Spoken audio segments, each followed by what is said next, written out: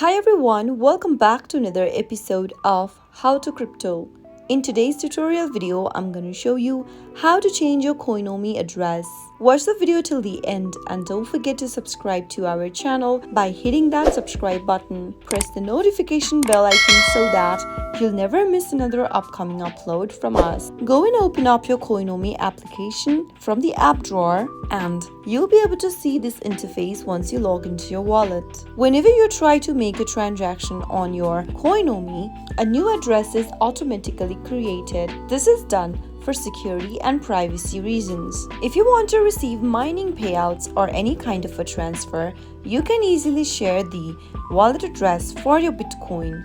So if you ever want to receive any cryptocurrency, you can simply select a coin from the main interface and from the options displayed at the top, select receive. Now you can simply choose the transaction, and as you can see that each transaction you select, you'll be able to see your wallet address change. That is how you can easily change your Coinomi address. I hope the tutorial was helpful to you. If it was, go ahead and give us a thumbs up. I'll be back soon with more videos like this. Thank you for watching.